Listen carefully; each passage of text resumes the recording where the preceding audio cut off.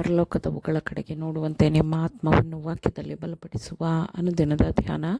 ಇಂದಿನ ಧ್ಯಾನದ ಶೀರ್ಷಿಕೆ ನಂಬಿಕೆಯಲ್ಲಿ ದೃಢವಾಗಿ ನಿಲ್ಲಿರಿ. ಈ ದಿನದ ಸತ್ಯವೇದದ ವಾಕ್ಯ: ಒಂದೇ ಆತ್ಮದಲ್ಲಿ ದೃಢವಾಗಿ ನಿಂತು ಸುವಾರ್ತೆಯಲ್ಲಿಟ್ಟ ನಂಬಿಕೆಗೋಸ್ಕರ ಐಕ್ಯಮತ್ಯದಿಂದ ಹೋರಾಡುವವರಾಗಿರಿ. ಫಿಲಿಪ್ಪಿಯವರಿಗೆ 1ನೇ ಅಧ್ಯಾಯ 27ನೇ ವಚನ. ದೇವರ ಜನರು ತಮ್ಮ ನಂಬಿಕೆಯ ವಿಶಿಷ್ಟತೆಗಳನ್ನು ಬದಿಗಿಡಬಾರದೆಂದು ನಾನು ಪ್ರಾರ್ಥಿಸುತ್ತೇನೆ.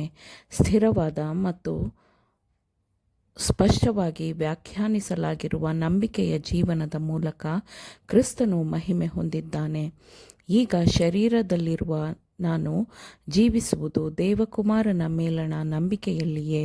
ಆತನು ನನ್ನನ್ನು ಪ್ರೀತಿಸಿ ನನಗೋಸ್ಕರ ತನ್ನನ್ನೇ ಅರ್ಪಿಸಿದ್ದಾನೆ ಎಂದು ಪೌಲನು ಪ್ರಕಟಿಸಿದ್ದಾನೆ. ತನ್ನ ಜನರ ಜೀವವುಳ್ಳ ಚೈತನ್ಯಪೂರ್ಣ ನಂಬಿಕೆಯಿಂದ ಕ್ರಿಸ್ತನು ಮಹಿಮೆ ಹೊಂದಬೇಕು. ನೀತಿವಂತನು ನಂಬಿಕೆಯಿಂದಲೇ ಜೀವಿಸುವನು. ಕತ್ತಲೆಯಲ್ಲಿ ತನ್ನ ಜನರು ಎಡವಿ ಬೀಳಲಿ ಎಂದು ಕ್ರಿಸ್ತನು ತನ್ನ ಜನರನ್ನು ಬಿಟ್ಟಿಲ್ಲ. ಅವರ ಮುಂದೆ ದಾರಿಯನ್ನು ತೆರೆದಿದ್ದಾನೆ. ಯಾವನಾದರೂ ನನ್ನ ಹಿಂದೆ ಬರುವುದಾದರೆ ಅವನು ತನ್ನನ್ನು ನಿರಾಕರಿಸಿ ತನ್ನ ಶಿಲುಬೆಯನ್ನು ಹೊತ್ತುಕೊಂಡು ನನ್ನನ್ನು ಹಿಂಬಾಲಿಸಲಿ ಎಂದು ಕ್ರಿಸ್ತನು ಹೇಳಿದ್ದಾನೆ. ನಮ್ಮ ವಿಮೋಚಕನು ಹಾಕಿರುವ ಸ್ವಾರ್ಥ ನಿರಾಕರಣೆಯ ಮಾರ್ಗವೆಂಬ ರಾಜಮಾರ್ಗದಲ್ಲಿ ದೇವರ ಜನರು ನಡೆಯಬೇಕು, ಪ್ರಯಾಣಿಸಬೇಕು. ನನ್ನ ಸಹೋದರರೇ, ಜೀವವನ್ನೂ ಮತ್ತು ನಿತ್ಯತ್ವವನ್ನೂ ಬೆಳಕಿಗೆ ತಂದಿರುವಾತನ ಮುಂದೆ ಒಪ್ಪಿಸಿಕೊಟ್ಟವರಾಗಿ ತಲೆಬಾಗಿರಿ. ಕ್ರಿಸ್ತನ ಚಿತ್ತವು ಮತ್ತು ನಿಮ್ಮ ಚಿತ್ತವೆರಡೂ ಒಂದಾಗಿರಲಿ. ಇದನ್ನೇ ಮಾತನಾಡಿ, ಇದನ್ನೇ ಪ್ರಾರ್ಥಿಸಿರಿ, ಹೀಗೆಯೇ ಜೀವಿಸಿರಿ. ಕೆಂಪು ಸಮುದ್ರದಂತೆ ದುಸ್ತರವೆಂದು ತೋರುವ ಅಡೆತಡೆಗಳನ್ನು ನಾವು ಎದುರಿಸಬೇಕಾದರೂ ನಮಗೆ ದೇವರು ಕೊಟ್ಟಿರುವ ಮುಂದಕ್ಕೆ ಹೊರಡಿರಿ ಎಂಬ ವಾಕ್ಯಕ್ಕೆ ನಾವು ವಿಧೇಯರಾಗಬೇಕು. ಪರಲೋಕದ ದೇವರಾದ ಕರ್ತನು ತನ್ನ ಜನರ ಮುಂದೆ ಮಾರ್ಗವನ್ನು ತೆರೆಯುತ್ತಾನೆ ಎಂದು ನಾವು ದೃಢವಾಗಿ ನಂಬೋಣ.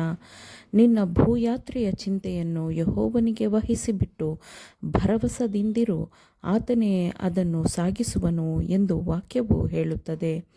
ಆತ್ಮದ ಈ ತಾಳ್ಮೆಯೇ ನಂಬಿಕೆಯ ನೆಲೆಯಾಗಿದೆ. ಪರೀಕ್ಷೆಗೊಳಪಟ್ಟ ತನ್ನ ನಂಬಿಗಸ್ತ ಜನರನ್ನು ಕರ್ತನು ಆಶೀರ್ವದಿಸುವನು. ಅವರು ಗೊಂದಲಕ್ಕೊಳಪಡಲು ದೇವರು ಅವರನ್ನು ಬಿಟ್ಟು ಬಿಡುವುದಿಲ್ಲ.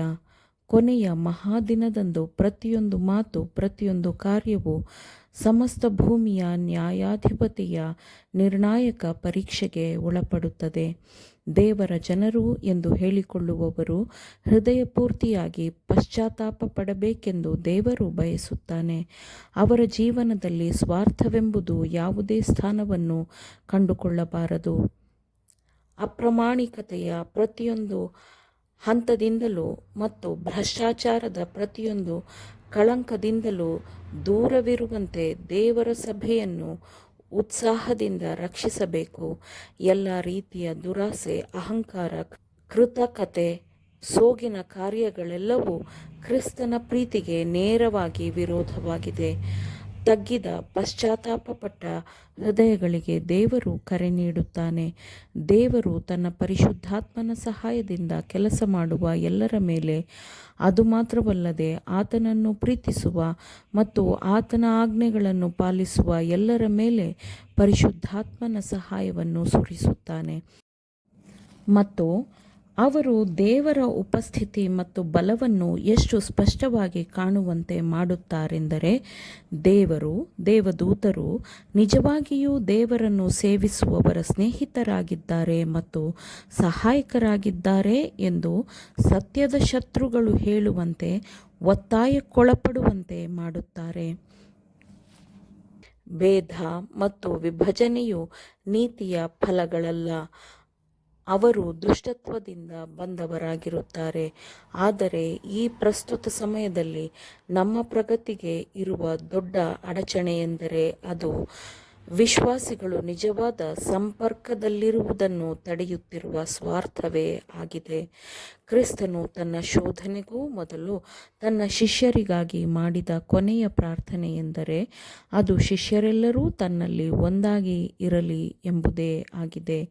ಈ ರೀತಿಯ ಐಕ್ಯತೆ ಇರಬಾರದು ಎಂದು ಸೈತಾನನು ದೃಢನಿಶ್ಚಯ ಮಾಡಿದ್ದಾನೆ. ಏಕೆಂದರೆ ದೇವರು ನಿಜವಾಗಿಯೂ ತನ್ನ ಮಗನನ್ನು ಪರಲೋಕದೊಂದಿಗೆ ಈ ಲೋಕವನ್ನು ಒಂದಾಗಿಸಲು ತನ್ನ ಮಗನನ್ನು ಕಳುಹಿಸಿದನು ಎಂಬುದಕ್ಕೆ ಈ ಐಕ್ಯತೆಯು ಅತ್ಯಂತ ಪ್ರಬಲವಾದ ಸಾಕ್ಷಿಯಾಗಿದೆ. ಆಮೇನ್. ದೇವರ ವಾಕ್ಯಗಳನ್ನು ಶ್ರದ್ಧೆಯಿಂದ ಆಲಿಸುವವರು ಮಾತ್ರವೇ ಆಗಿರದೆ ಪಾಲಿಸುವವರೂ ಆಗಬೇಕೆಂದು ನಿಮ್ಮನ್ನು ಉತ್ತೇಜಿಸುತ್ತೇನೆ. ಪರಿಶುದ್ಧಾತ್ಮನ ಸಹಾಯದಿಂದ ಆಲಿಸಿದ ನಿಮ್ಮೆಲ್ಲರಿಗೂ ಧನ್ಯವಾದಗಳು. ಮತ್ತೆ ದೈನಂದಿನ ಧ್ಯಾನಕ್ಕಾಗಿ ನಾಳೆ ಸಂಧಿಸೋಣ. ಆಮೇನ್.